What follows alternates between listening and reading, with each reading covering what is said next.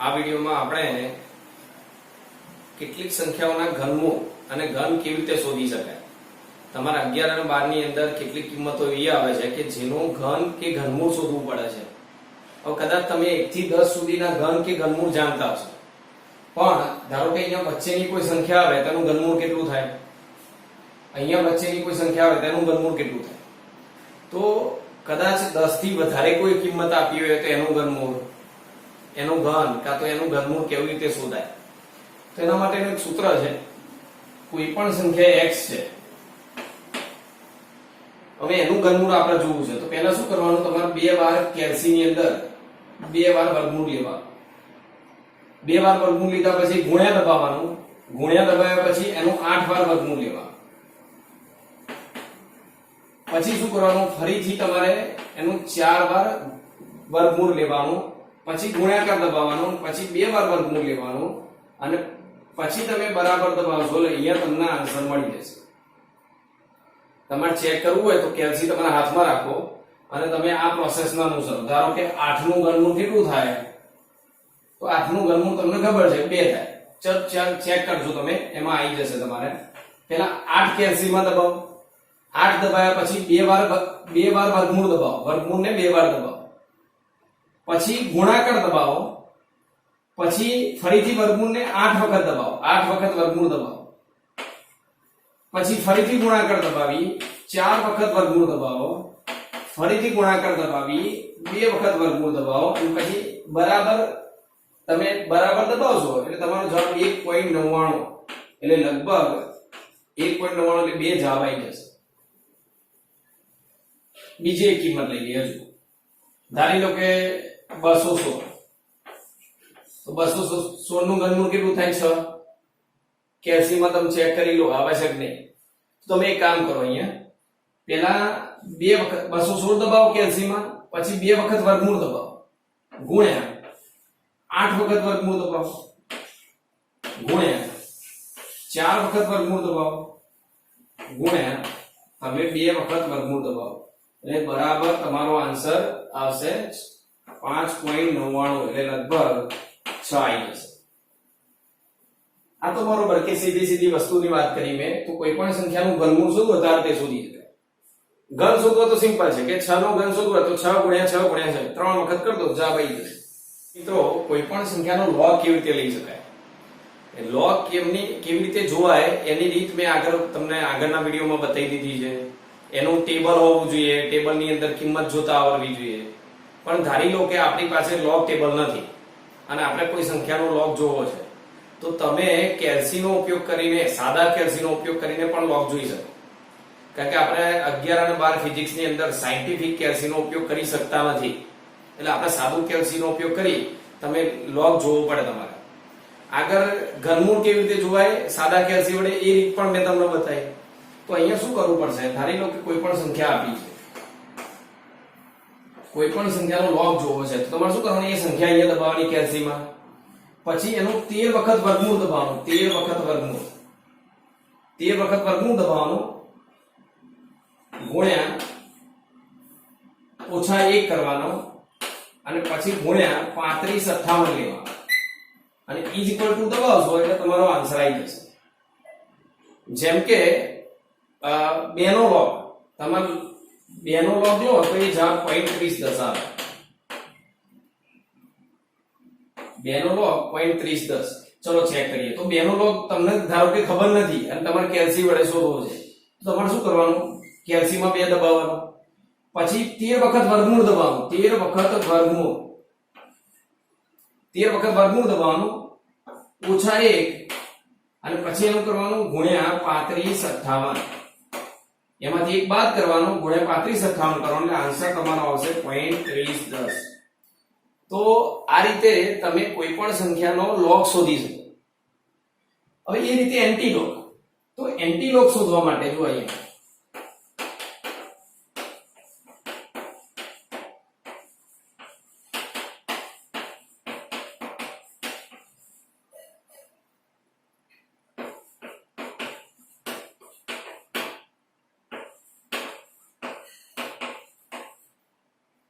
તમારી પાસે ધારો કે લોગ ટેબલ નથી અને તમારે એન્ટીલોગ જોવો છે તો તમે સાદા કેલ્સીનો ઉપયોગ કરીને એન્ટીલોગ કેવી રીતે જોઈ શકો? એન્ટીલોગ એ લોગનો વિરોધી છે, એટલે તમે 0.3010 નો એન્ટીલોગ લો, એન્ટીલોગ 0.3010 તો એનો જવાબ આવશે 2, કારણ કે 2 નો લોગ એટલે 0.3010 એટલે આવું થાય છે log 2 0.3010. હું આનો વિરોધી લઈ લઉં એન્ટીલોગ, આ બાજુ log 2 આ બાજુ એન્ટીલોગ, બંને બાજુ એન્ટીલોગ લઈ લીધો 0.3010. તો log ને એન્ટીલોગ કેન્સલ કરે, log નો વિરોધી એન્ટીલોગ એટલે આ બે કેન્સલ કરે એટલે જવાબ અહીંયા 2 થાય. તો મતલબ 0.3010 નો એન્ટીલોગ એ જવાબ 2 આવશે. શું કર્યું મેં? બંને બાજુ એન્ટીલોગ લઈ લીધી. log અને એન્ટીલોગ એકબીજા આનો ઓપોઝિટ છે એટલે બંને ઉડાડી દે એકબીજાને, અને માટે અહીંયા વધે 2 તો એન્ટીલોગ 0.3010 એટલે આન્સર 2 થાય. ચલો તો આને કેવી રીતે ગણાય તમારે ગણવું હોય તો તમારે શું કરવાનું? આનો ઓપોઝિટ સૂત્ર વાપરવાનું. કોઈ પણ સંખ્યા છે 0.3010 એને 0.3010 ને 3558 વડે ભાગી નાખવાનું. 3558 વડે ભાગી નાખો, પછી એમાં 1 ઉમેરો અને એનો 13 વખત વર્ગ કરવાનો. 13 વખત વર્ગ, અને એ કરશો એટલે આ બાજુ જવાબ તમારો આવશે 2. કેમનો ગણવાનો તમે કેલ્સીમાં જો હું તમને રીત કહું એ તમે કરતા જજો. 0.3010 એને 3558 વડે ભાગી નાખો, ભાગ્યો, એના પછી એમાં 1 ઉમેરો એટલે વત્તા 1 કરો. 1 ઉમેર્યા પછી કશું કરવાનું નહીં. 13 વખત વર્ગ કેવી રીતે કરવાનો? ગુણ્યા ઇઝ ઇક્વલ ટુ આવું 13 વખત કરવાનું. ફરીથી એકવાર 0.3010 નો એન્ટીલોગ જોવો હોય તો ભાગ્યા 3558 કરો, એની અંદર તમે 1 ઉમેરો અને 1 ઉમેર્યા પછી એટલે કેલ્સીમાં વત્તા 1 કરો, અને 1 કર્યા પછી 13 વખત વર્ગ કેમ નો થાય? ગુણ્યાકાર દબાવવાનો, ઇઝ ઇક્વલ ટુ ગુણ્યા ઇઝ ઇક્વલ ટુ આવું 13 વખત કરવાનું, અને છેલ્લે બરાબર કરશો એટલે આન્સર તમારો છેલ્લે ગુણ્યા ઇઝ ઇક્વલ ટુ 13મી વખત થશે ત્યારે જવાબ તમારો 2 આવી જશે. તો આ રીતે કોઈ પણ સંખ્યાનો લોગ અને એન્ટીલોગ વગર લોગ ટેબલનો ઉપયોગ કર્યા વગર સાદા કેલ્સીથી પણ તમે ગણી શકો. જય હિન્દ વિદ્યાર્થી મિત્રો, આ વિડીયોમાં આપણે કેટલાક વિશિષ્ટ આલેખો અને તેના સમીકરણ જોવાના છે, જે 11 અને 12 સાયન્સની અંદર ઘણી બધી વાર ઉપયોગમાં આવતા હોય છે. તમે JEE નીટના પેપરો જોશો તો તમને એક આલેખ વાળો પ્રશ્ન મળતો જ હશે. તો આલેખો કેવી રીતે દોરાય, એના પરથી સમીકરણ કેવી રીતે લખાય, કાં તો સમીકરણ પરથી આલેખ કેવી રીતે દોરી શકાય, એ બાબત પણ આપણે અહીંયા સમજવાના છે. તો જો અહીંયા કેટલાક વિશિષ્ટ આલેખ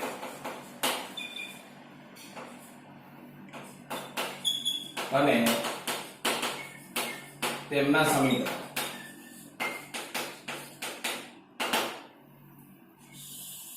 આ આપણે સમજવાનું છે. અહીંયા પહેલો આલેખ લઈશું આપણે સુરેખા. સુરેખાનું સમીકરણ શું લખાય? એનું સમીકરણ y બરાબર mx plus c. તમને કોઈ x અને y આવી બે રાશિનો સંબંધ આ રીતે આપ્યો હોય, x અને y બે રાશિ છે એનો સંબંધ સમપ્રમાણનો હોય, અને આવું કોઈ સમીકરણ હોય તો એને સુરેખાનું સમીકરણ કહી શકાય. એટલે કે જે આલેખ બને એ સુરેખ બનશે. આપણે જો ઉદાહરણ તરીકે હું અહીંયા લખું, ઉદાહરણ તરીકે y બરાબર 2x વત્તા 1, તો x અને y નો આલેખ થયો, મતલબ x અને y રાશિનો સંબંધ દર્શાવતો આલેખ થયો. અને કેવો આલેખ કહેવાય? તો આ સમીકરણ આના જેવું છે, મતલબ સુરેખ આલેખ થાય. ચલો આપણે આલેખ દોરીને આપણે સમજીએ કે સુરેખ બને છે કે નહીં. બીજી એક વસ્તુ એ પણ યાદ રાખવાની છે કે આ જે છે પાછળનો ભાગ, આને કહેવાય અંતઃખંડ.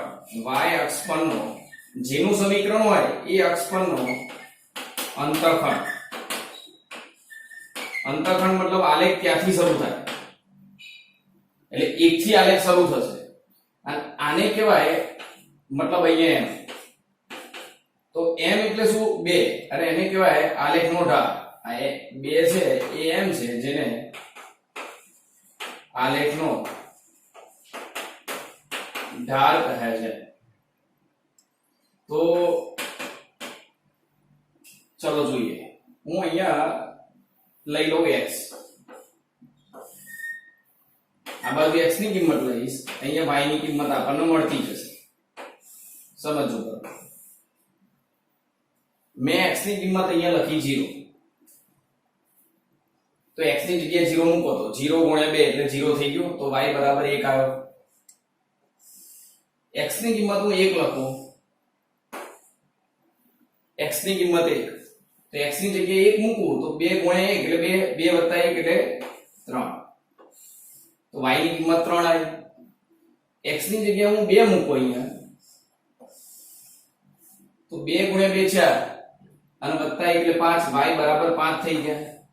x ની જગ્યાએ હું 3 મૂકું તો 3 ગુણ્યા 2 એટલે 6 અને 1 7 એટલે y બરાબર 7 આવે. હવે ચલો આનો આલેખ દોરીએ, સમજજો બરોબર. y વિરુદ્ધ x નો આલેખ. અહીંયા જો તમને x અને y બે રાશિનો આલેખ દોરવાનો છે, તો અમે લઈ લીધો બરોબર ને. આ પ્રમાણે આ બાજુ અહીંયા 0, અહીંયા 1 મિનિટ, અહીંયાથી આપણે શરૂ કરીએ 2 4 6 8 10. એટલે અહીંયા શું થાય, જો મેં એક ખાના બરાબર 2 લીધા છે, એટલે અહીંયા વચ્ચે 1 આવે, 0 1 2 3 4 5 6 આ રીતે જાય. અને અહીંયા આપણે લખીશું 1 2 3 4 5 બરોબર ને. હવે આલેખ બની જાય. જો તો આલેખ કેવો બનશે, તો આ પ્રકારનું સમીકરણ એટલે સુરેખ આલેખ બને. અંતઃખંડ, આને અંતઃખંડ કહેવાય. જો એ લખ્યું છે મેં, જેને C કહેવાય. તો અંતઃખંડ 1 છે, મતલબ આલેખ 1 થી શરૂ થશે y અક્ષ પર. અને ઢાળ કેટલો એનો, m એટલે ઢાળ, m બરાબર 2 છે, તો 2 ને ઢાળ કહેવાય. એટલે આલેખ ઢાળ ધન છે પાછું. જો આ ઢાળ ધન છે એટલે આલેખ વધતો બતાવશે. એટલે જો 0 એ y 1 છે, એટલે x અક્ષ પર 0, તો y અક્ષ પર 1, એટલે આ 1 અહીંયા આવે, પહેલું ટપકું અહીંયા આવશે. x અક્ષ પર 0, y અક્ષ પર 1, પછી x અક્ષ પર 1 થાય તો y અક્ષ પર 3. જો x અક્ષ પર 1 તો y અક્ષ પર 3, એટલે ટપકું અહીંયા આવશે.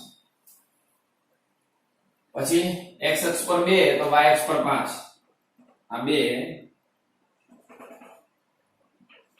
તો 5, એટલે ટપકું અહીંયા આવશે. પછી 3 તો 7, એટલે x અક્ષ પર 3 તો અહીંયા 7. તો આ બધા ટપકાને તમે જોડી દો. આ બધા ટપકાને આપણે અહીંયાથી જોડી દઈએ તો આલેખ કેવો બનશે, સુરેખ. બરોબર. તો શરૂઆત ક્યાંથી થઈ, 1 થી થઈ, એટલે આને કહેવાય અંતઃખંડ. એ કેટલો આવ્યો, 1. એટલે y અક્ષ પર આ જો ધન છે, ધન એટલે y અક્ષ પર ધન બાજુથી અહીંયાથી આલેખ શરૂ થાય, એટલે 1 થી આલેખ શરૂ થયો. અને ઢાળ ધન છે એટલે ઢાળ વધતો બતાવે. જો પ્લસ છે, +2 એટલે ઉપર તરફ જાય. હવે ઢાળનો મતલબ શું એ પણ આપણે સમજી લઈએ. આલેખનો ઢાળ,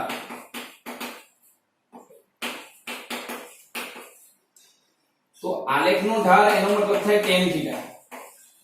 સમજો, મારે આ આલેખનો ઢાળ બનાવવો હોય તો તમારે એક ટેકો અહીંયા મૂકવો પડે અને એક ટેકો અહીંયા મૂકવો પડે. જો આ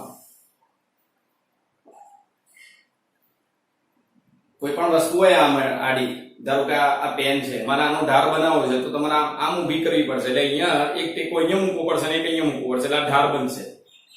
તો ઢાળ મતલબ શું કરવાનું, તમારે કોઈ પણ બિંદુમાંથી પસાર થતો ત્રિકોણ દોરી દેવા. હવે એમાં ઢાળ એટલે સામેની બાજુ ભાગ્યા પાછળની બાજુ. આ બે ટેકા મૂકવાથી ઢાળ બની. એટલે સામેની બાજુ ભાગ્યા પાછળની બાજુ મતલબ tan થીટા. એટલે ઢાળ બરાબર tan થીટા એટલે સામેની બાજુ ભાગ્યા પાછળની બાજુ. એટલે આ બાજુ ભાગ્યા આ બાજુ. સામેની બાજુ ભાગ્યા પાછળની બાજુ. એટલે હું આને લખી દઉં a b અને c. સોરી p q અને r. આ બે ભેગા થઈ જતો એટલે આ રીતે લખ્યું. તો સામેની બાજુ શું થઈ pq ભાગ્યા પાછળની બાજુ શું થઈ qr. આ લખ્યો છે દેખાતો નથી. qr નીચે લખી દઉં છું અહીંયાથી. તો qr. ચલો જુઓ તો સામેની બાજુ કેટલી થઈ? તો અહીંયા 7 આવે અને અહીંયા 1 આવે. આટલો ભાગ લેવાનો છે. તો આ 7 માંથી 1 બાદ થાય એટલે 6 આવે. ફરીથી ટોટલ આ બિંદુ છે 7 પર છે. 6 અને 8 ની વચ્ચે એટલે 7 થયો. અને આ બિંદુ છે 1 પર છે. તો ટોટલ 7 માંથી 1 બાદ કરો એટલે આટલો ભાગ આવી જાય. મતલબ 7 ઓછા 1 એટલે 6 થાય. એટલે આ બાજુ 6 ની થઈ. હવે આ કેટલી થાય? જો 3 ઓછા 0 એટલે 3 અને 6 ભાગ્યા 3 એટલે 2. એટલે એનો મતલબ શું થયો? આલેખનો જે ઢાળ છે વધારો છે 2 નો થાય છે. એટલે ઢાળ શોધવું હોય તો તમે m બરાબર tan થીટા બરાબર શું કરવાનું? પહેલા ત્રિકોણ દોરવાનું. ત્રિકોણ દોર્યા પછી tan થીટા એટલે સામેની બાજુ ભાગ્યા પાછળની બાજુ લઈ લેવાની. આ 3 આઈના 6 તો સામેની બાજુ 6 ભાગ્યા પાછળની બાજુ 3 એટલે જવાબ 2 આવ્યો. તો યાદ રાખજો, જો ઢાળ ધન હોય તો થીટા વધે. સોરી આલેખ ઉધ્વ તરફ જશે. અને ત્રિકોણ છે ને એ બીજી વસ્તુ યાદ રાખો. આ ઢાળ ધન આવે છે એટલે આલેખ વધે છે. એટલે ઢાલેખ ઉધ્વ તરફ જશે. અને ત્રિકોણ કઈ બાજુ બનશે? તો જમણી બાજુ બનશે. એટલે જો ત્રિકોણ તથા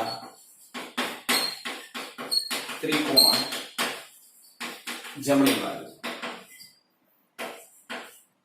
કોઈ આલેખમાં ત્રિકોણ જમણી બાજુ બનતો હોય તો આ ઢાળ ધન કહેવાય. જમણી બાજુ ક્યારે બને? વધતો હોય ત્યારે.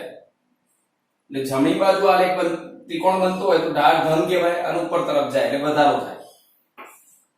પણ જો ત્રિકોણ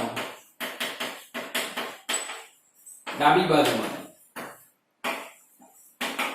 તો ઢાળ એ આલેખનું ઢાળ m એ ઋણ થાય અને તથા આલેખ નીચે તરફ સુરેખ હશે.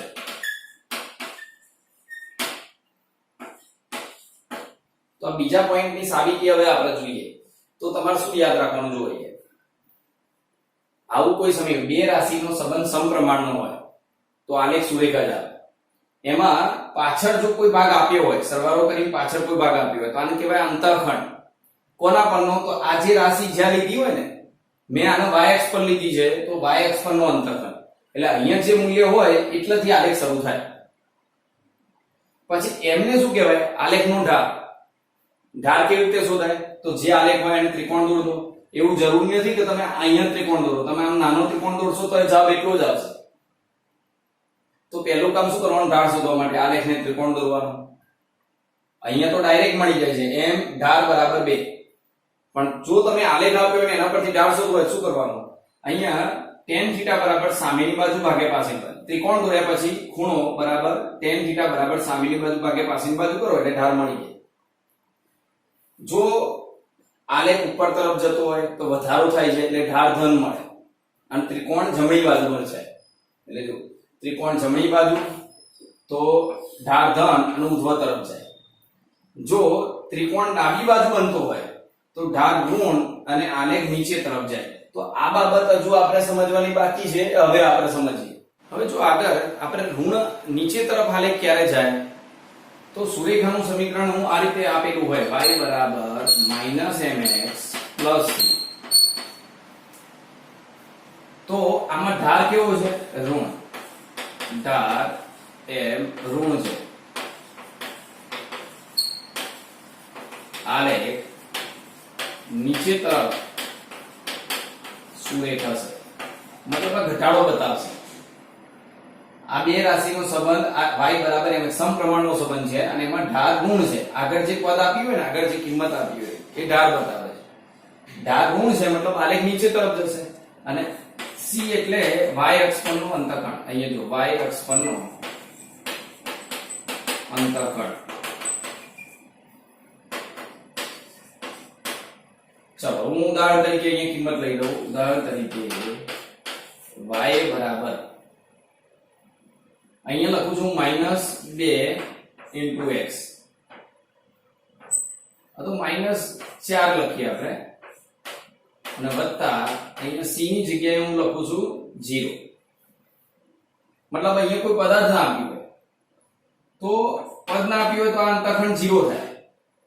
ચલો તો જુઓ, હવે હું અહીંયા x ની કિંમત લેતો છું અને અહીંયા y ની કિંમત.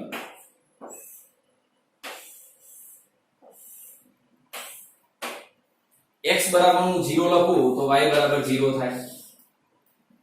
x બરાબર હું 1 લખું તો y બરાબર -4 થાય.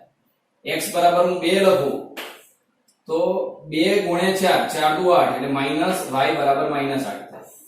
અને 3 લખું તો 3 4 12 એટલે -12 થાય. બરોબર ને? ચલો હવે જોઈએ y વિરુદ્ધ x નો આલેખ. આ x અક્ષ અને આ y ઋણ છે ને, એટલે આપણે ઋણ બાજુએ y ને લેવો પડશે. આ y આ x હજી સમજો. y ની કિંમત હું અહીંયા લઉં છું -2,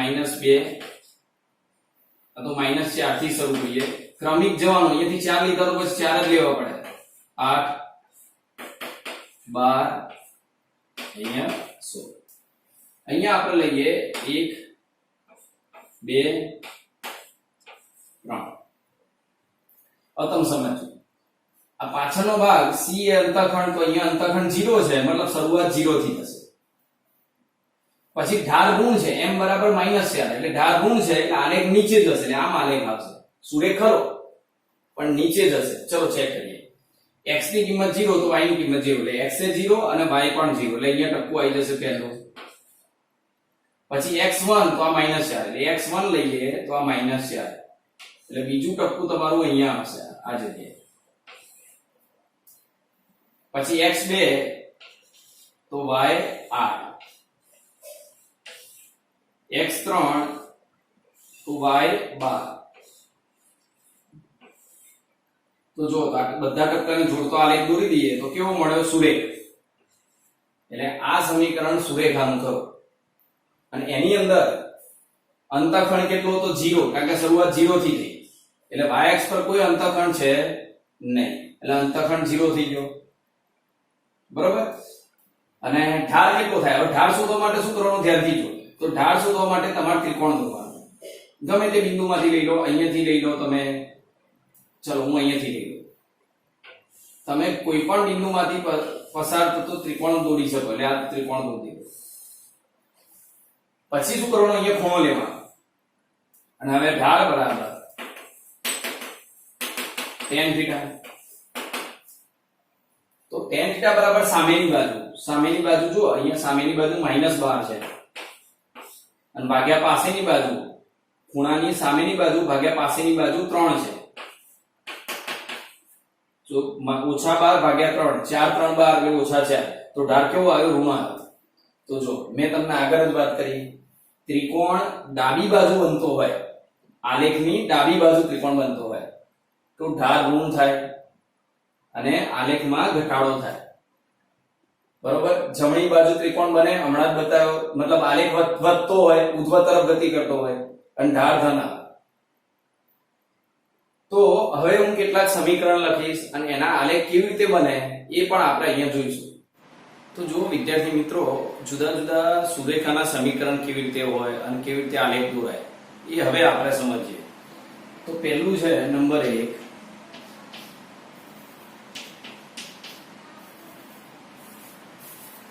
સુરેખાની અંદર નંબર 1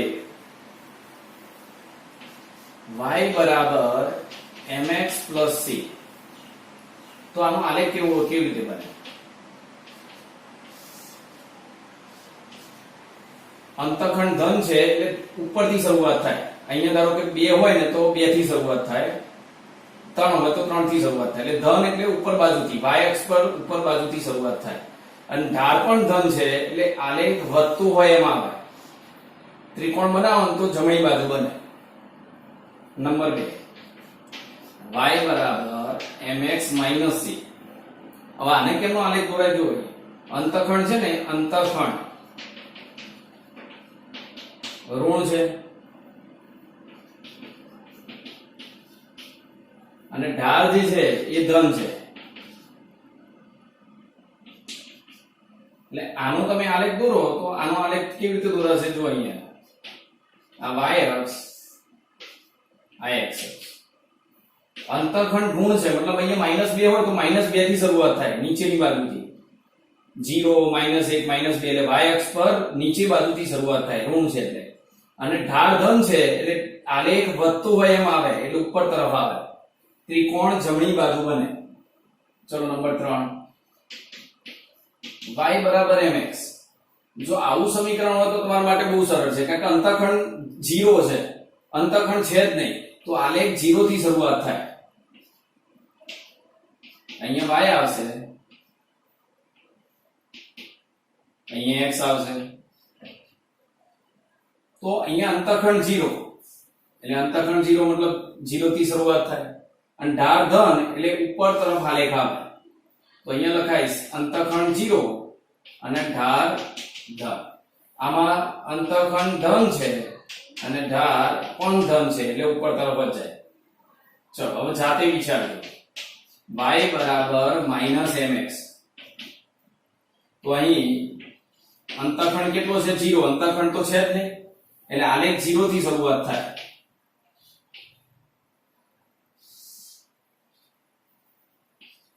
આ y આ x આલેખ 0 થી શરૂઆત થાય.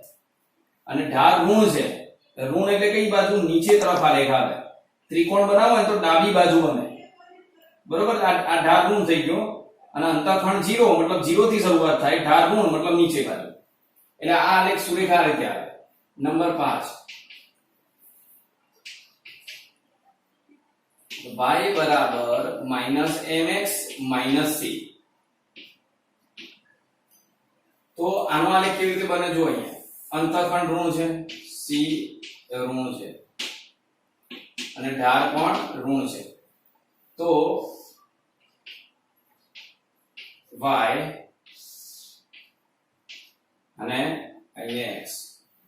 શું કરવાનું? અંતખંડ ઋણ છે મતલબ ઋણ થી શરૂઆત થાય. જો અહીંયા 0, અહીંયા ધારો કે -2 હોય તો 0 -1 -2 એટલે -2 થી શરૂ થાય. અને ઢાળે ઋણ છે, ઋણ એટલે નીચે તરફ ઘટતો આલેખ બતાવે એટલે સુરેખા નીચે તરફ આવે.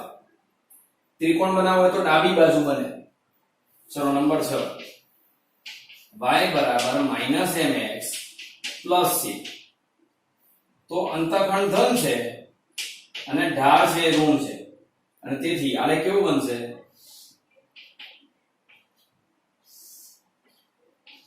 આ y આ x. તો અંતખંડ ધન છે એટલે ઉપર ધન થી શરૂઆત થાય. ધારો કે આ +2 હોય તો 0 1 અને 2 એટલે ધન એટલે ઉપરથી શરૂ થાય. અને ઢાળ ઋણ છે મતલબ આલેખ નીચે તરફ આવે એટલે આ રીતે આલેખ બને. તો હું અહીંયા કેટલાક સમીકરણ લખી દઉં છું, એના આલેખ તમારે દોરીને ચેક કરી લેવાના.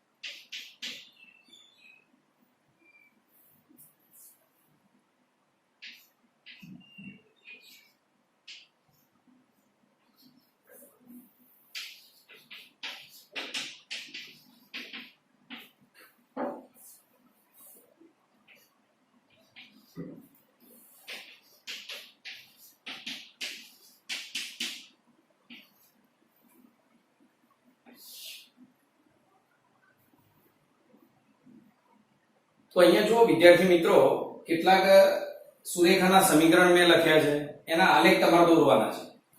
અહીંયા અંતઃખંડ નથી તો આલેખ 0 થી શરૂ થાય, અંતઃખંડ માઈનસ છે તો ઋણ બાજુથી શરૂ થાય આલેખ, પછી ઢાળ ધન છે તો ઉપર બાજુ જાય, ઢાળ ઋણ હોય તો નીચે જાય, +2 છે તો નીચે +2 એટલે ઉપર +2 એટલે 0 1 2 એટલે ઉપર જ્યાંથી તમે આલેખ શરૂ કરો તો +2 લખવાનો, ઢાળ ધન છે એટલે ઉપર તરફ જાય. તો આ રીતે તમે આના આલેખો દોરી શકો. હવે ધારી લો કે તમને આલેખ આપ્યા હોય ને એના પરથી તમારે સમીકરણ બનાવવાનું હોય તો તમે કેવી રીતે સમીકરણ બનાવો? ચલો એનો એક ઉદાહરણ જોઈએ. અહીંયા આ રીતનો એક આલેખ છે.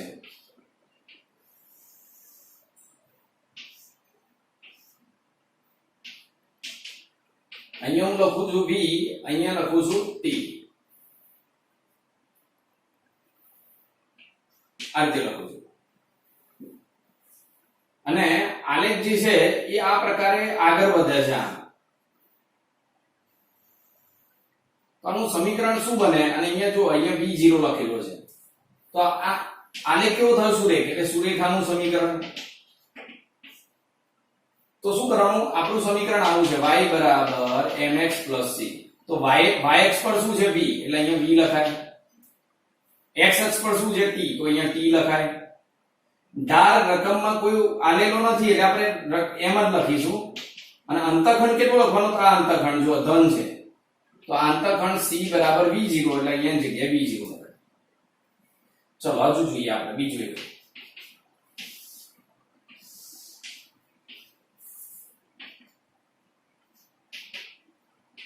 અહીંયા v, અહીંયા t, બરોબર. અહીંયા આ v0 અને આ લેખનો જે ઢાળ છે, આ લેખનો ઢાળ એ છે હોય તો આલેખનું સમીકરણ લખો. આલેખનું સમીકરણ. ચલો તો કયું સમીકરણ લખાય? સુરેખા છે એટલે સુરેખાનું સમીકરણ y બરાબર mx + c. y ની જગ્યાએ શું લેવાનું? તો y ની જગ્યાએ y અક્ષ પર શું છે? v, વેગ છે તો v. પછી m એટલે ઢાળ, તો ઢાળ કેટલો છે? પ્રવેગ જેટલો, એટલે x અક્ષ પર શું છે? સમય એટલે t. અને c એટલે શું? અંતઃખંડ, તો y અક્ષ પર અંતઃખંડ v0 છે. તો કેવું સમીકરણ બન્યું? v બરાબર v0 + at. તો આ ચલ પ્રવેગી ગતિનું સમીકરણ આવ્યું.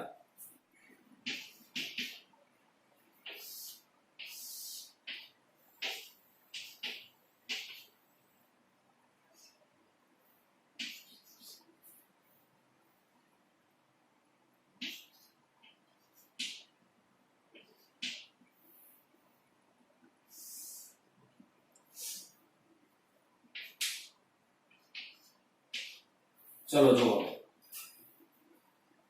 જો વિદ્યાર્થી મિત્રો અહીંયા એક બીજો એક આલેખ આપ્યો છે, w વિરુદ્ધ d એટલે કાર્ય વિરુદ્ધ સ્થાનાંતર.